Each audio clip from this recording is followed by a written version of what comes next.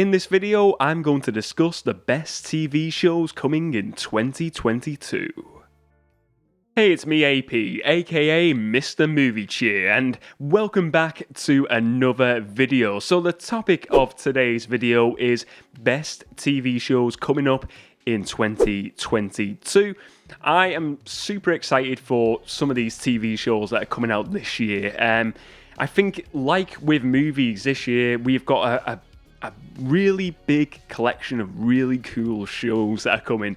And as a viewer of movies, of TV shows, looking on the TV side of things, I am super excited. I think all of you out there should be excited as well, because there's a big mixture of different shows out there that hopefully are going to make us all happy viewers of the TV screen. I will say that there is tons of shows I've kind of missed off this. I'm going to pick out 4 TV shows for this episode. But I will say that there is a ton that I could have picked, like returning shows and other shows making their debuts this year. I just feel like these, for me personally, are the best ones. So let's get into this. Let's deep dive into these TV shows. So the first show I want to discuss is Moon Knight, starring Oscar Isaac as Moon Knight and Mark Spector. And Moon Knight is an MCU show. It's going to Disney+. It's part of the Marvel Cinematic Universe. I believe this is part of Phase 4 now of the Marvel Cinematic Universe. And what can I say about this show, what I know? Like, I'm not going to pretend that I'm an expert. I do like Marvel movies, but I'm not an expert on the comics. I've never read the Moon Knight comic as well. So this is information that I've taken from watching the recent trailer that dropped this past week, and just looking online on different websites and researching the character a bit. So what I gather from this character of Moon Knight, he is sort of, people talk about him being the Marvel's alternative to Batman. He's very much like a Batman character, a character that's got lots of trouble, like mentally going on. He's a scarred individual mentally. And Mark Spector, when people say that, and then I look into the actual character, I'm like, this character is nothing like Batman. This is nothing like Batman or Bruce Wayne. I would say Iron Man is more like Batman. This is just a character that is way out there, and that's not a bad thing. I think it's going to be a good thing, and I think it's going to be a good show. So Moon Knight, basically the main character of Mark Spector, Moon Knight, he is a guy who's an ex-mercenary, and something happens to him, and he has different personalities. He has different multiple personalities, and he has trouble deciphering what is real and what is not real. He goes into his dreams. The most recent trailer really gives us a good eye of what's to come in this show, because he plays 2 different roles in the trailer. He plays the main one of Mark Spector, but he also plays another character in it called Stephen Grant. And apparently he's a character in the comics where one of his personalities in the comics, he works behind like a shop. He's like a shopping counter assistant. And then you've got Moon Knight, who is this character who can jump across buildings at night. He has this weird moon-like weapon that looks like kind of like a batarang. And he's in this grey mummy-like suit with these glowing eyes, which just looks terrifying. It looks unreal. The suit looks amazing. Looking at comic book pictures, it looks like comic book accurate. I love it. What do I think, first of all, the casting? We've got Oscar Isaac as the main guy, as Moon Knight, as Mark Spector, playing this guy with these multiple personalities. Kind of reminds me a bit of, I think, is it Jane from Doom Patrol, where she has many different personalities. I gather it's going to be a very similar vibe to that in a way. Other actors in this, we got Ethan Hawke. He is playing Arthur Harrow, who is the villain of the piece.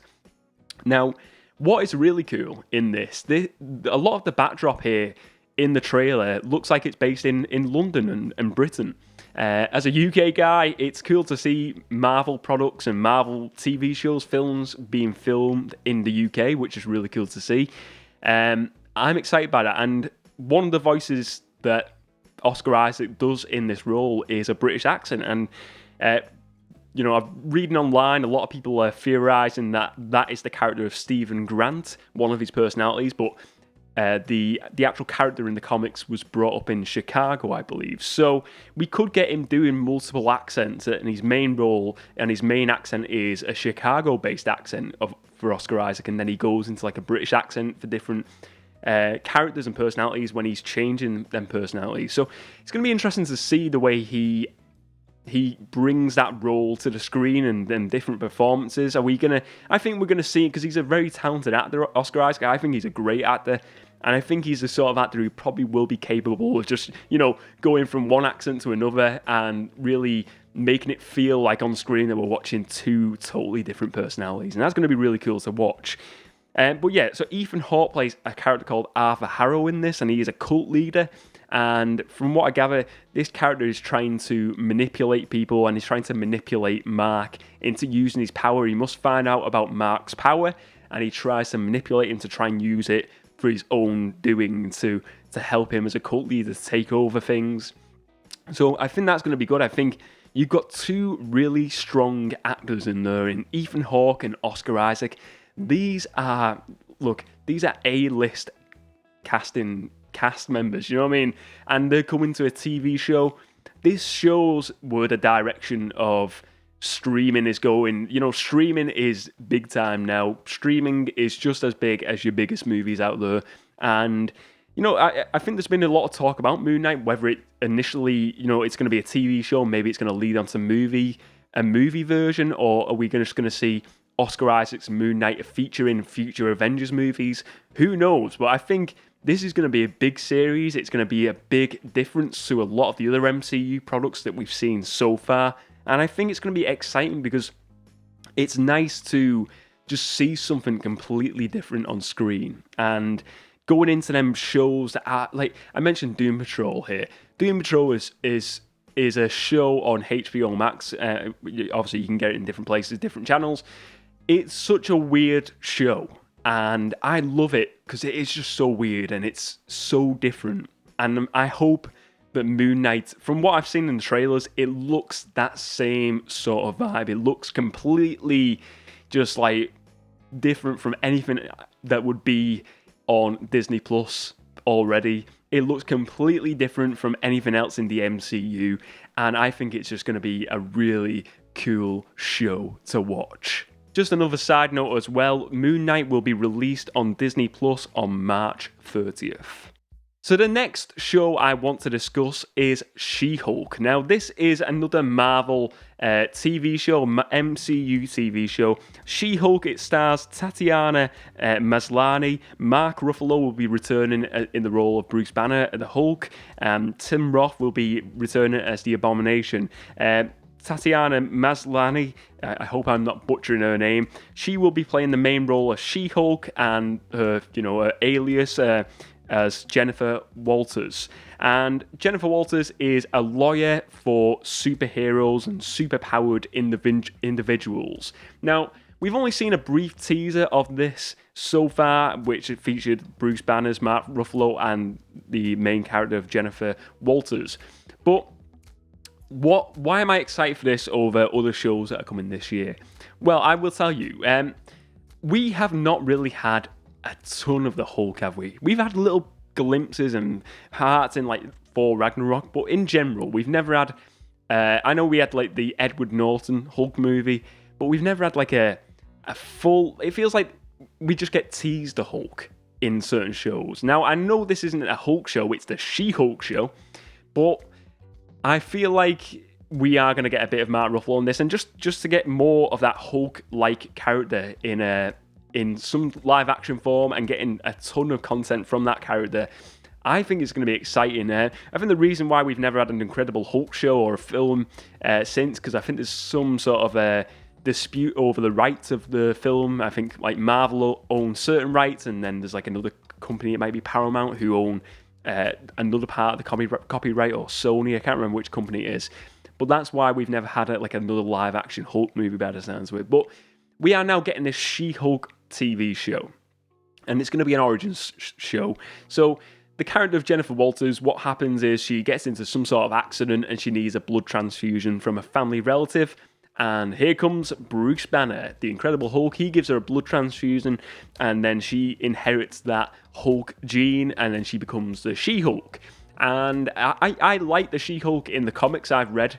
I've read like stuff like Secret Wars and stuff, and I like that character. I think it's a really cool character, like Civil War, stuff like that. I think she's great in the comics, and I like this concept because she's a lawyer for superpowered individuals. For me, that just says as well we're gonna get maybe we're gonna get a Matt Murdock Daredevil appearance in this. I think it's, given what has happened recently in the MCU, I'd be very surprised if we don't get Matt Murdock, played by the guy from the Matt Murdock from the not the Matt Murdock TV show, the Daredevil show. I forget his name now, but I think he will appear in it, and it's just, I love that it's, again, a very different premise to what we've had in the MCU so far. And I'm talking about the films and the TV show. I mean, look, we've had the Captain America TV show, it was the Falcon and the Winter Soldier TV show. I forgot the name of it. That was very, like a very army-based show. We had the WandaVision show, which was very based in like magic and just like weird sci-fi stuff. Now we're getting this sort of like this lore drama / comedy / comic book superhero show in She-Hulk, and I think it's going to be great. I think she could be potentially, again, another one with Moon Knight where we see that character move up into an Avengers movie or more into a pivotal role in maybe getting a movie version of this. Look at it, the Falcon and the Winter Soldier show. Now we are getting a Captain America 4 with Sam Wilson in that, and that spawned from the TV show. Who's to say that we don't get a similar thing here where we get a She-Hulk TV show first and then we get a She-Hulk movie of some sort later down the line? I wouldn't be surprised if it did happen. If this is a popular character, same with Moon Knight, we might get it. So, She-Hulk is coming this year. It's mid-2022 at the moment. It's scheduled for. We haven't got an actual date at the moment, but I think it's going to be a great show. It's cool that we're getting Bruce Banner's version, Mark Ruffalo's version of Bruce Banner in there as well. How often he will feature, who knows at this point. But I think it's just going to be fun. I think it's going to be a fun show, and I think it's going to be lighthearted. I think it's going to have a lot of comedy elements, but I think it's going to be a good one to watch. So the third TV show I want to discuss is the Obi-Wan Kenobi TV show coming to Disney+, part of the extended universe of Star Wars TV shows we are getting on Disney+. This will see the return of Ewan McGregor. It is set after the Revenge of the Sith. Hayden Christensen will also be returning as Anakin Skywalker, aka Darth Vader, in this. Look, I always say Alec Guinness is my favourite version of Obi-Wan Kenobi. I think Alec Guinness's version was much better, but I think it's just because I always watch them original ones and they're more beloved for me. But I can respect Ewan McGregor's version of Obi-Wan Kenobi, and I think, he did a decent job in the prequels. So it's going to be interesting to see. Initially, I wasn't super warmed up to this show, but I suppose the nearer it's getting, and just the fact, find out a bit more about this character of Obi-Wan Kenobi, what he did after. And I know we've had stories, and I've not watched it all, like the Clone Wars and all them animated spin-off shows, and they have told extended stories of that character. But to see a live-action version of Obi-Wan Kenobi, to see what happened with him after Revenge of the Sith, and to see, him looking over a young Luke Skywalker and then potentially coming face-to-face with Hayden Christensen's Darth Vader again, it's going to be cool to see, because they're going to come head-to-head at some point in that show. There's going to be a lightsaber battle. It's going to happen, isn't it? Surely. I'd be surprised. I mean, I'd be shocked if Hayden Christensen's Darth Vader turns to, he starts he turns good for a bit, and then he's we see him turn evil again, leading into the original movies. That wouldn't work, would it? But who knows? Anything could happen. We could see something like that. We could see something really weird where Hayden Christensen decides to team up with Obi-Wan Kenobi for a certain period, a certain episode, and then they turn on each other. They agree to be friendly, and then they agree to be enemies again. We could get something like that. Who knows? But I'm really excited to see what they do with it. I think it's going to be an intriguing show, because it's a lot of the other shows like Mandalorian and even the Boba Fett TV show, and like the upcoming ones like Ahsoka, they're all very much their own fresh thing. Whereas the Obi-Wan Kenobi one is even more so than like the Boba Fett TV show. It's really linked in, because you're taking that guy who played one of the main roles in the films, in the prequel films. So you're taking him out and you put him in a TV show version. And it's like, what are we going to get here? What sort of story are we going to get? And you know, are they going to play on ties to the movies? Are we going to get potentially a Liam Neeson Qui-Gon Jinn in there as a surprise cameo? Are we going to get a Yoda in there? These are characters we could potentially see. And as much as you might say you don't like Disney's versions of Star Wars, there's bits I don't like, sure. I'm a Star Wars fan and I love anything Star Wars. And you give me Star Wars live action, I am there, I'm watching it, and I can't wait to see it. So Obi-Wan Kenobi is coming out this year, 2022. We don't have a solid date at the moment, but it's going to be exciting, I'm sure of it. Now, my fourth choice for best TV shows coming in 2022 goes to House of the Dragon, the Game of Thrones prequel TV show. The show will star Matt Smith, Olivia Cook, Paddy Considine, among many, many other great actors as well. And as I said, it's a prequel show to Game of Thrones. There was a few different prequels that were scheduled of Game of Thrones, but I think one of them was cancelled, but this is one that it's got through the net and it's coming to our screens, and it is going to base itself, the plot is going to revolve around the Targaryen Civil War, and I think that is just super exciting. First of all, I'm a big fan of Game of Thrones. I know everyone is kind of like mixed on the ending. Some people liked it, some people didn't like it.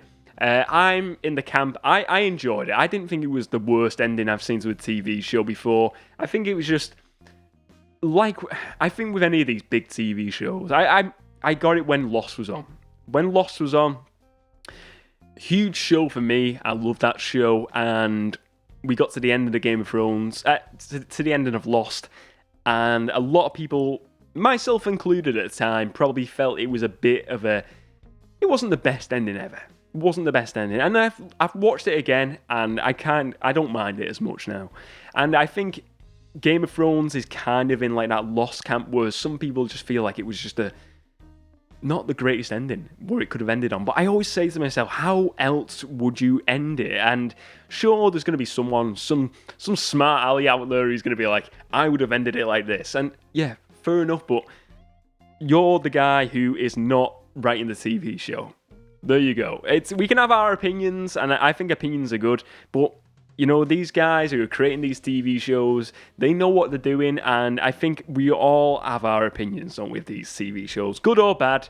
And I'm rambling here, but I personally enjoyed the ending of Game of Thrones. I thought it was a decent ending. But if you don't like it, that's your opinion. But let's get on to House of the Dragon. This is the prequel show to Game of Thrones. I just think it's exciting that we're going back into that world of Westeros, and to seeing this world again, and to seeing dragons, like this medieval magical world. I'm so excited to see it. We've seen brief teasers of this show so far, and what I've seen of it, it looks like Game of Thrones. It looks like a Game of Thrones TV show, and I think this is going to fill the void of Game of Thrones. I believe it's going to be about 10 episodes. It's coming in 2022. Again, we don't have a strict date on this. I imagine it's probably going to go to HBO Max because it's a HBO TV show, but then it'll be everywhere else in the world as well. But it's going to be a good one. I can't wait to see House of the Dragon. If you enjoyed this episode today, please do give it a like and check out the rest of my movie-related content on the Movie Cheer podcast channel or on the podcast app as well. And let me know your thoughts on this topic today of best TV shows coming in 2022. What TV shows are you most looking forward to seeing this year in 2022? Look, I will say there was one on the that maybe people will comment below, but Lord of the Rings I didn't mention. And the reason why I didn't mention Lord of the Rings, it's coming this year. Such a big show, big fan of the movies, but we've not had any teasers of this, and I know it's meant to be a super expensive show. We don't know what the story's going to be.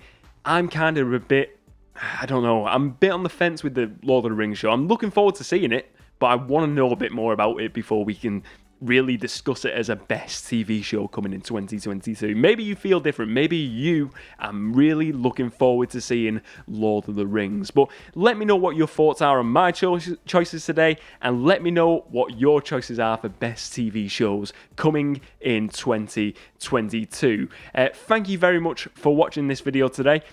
Remember to spread a bit of movie cheer, and as always, I will see you next time.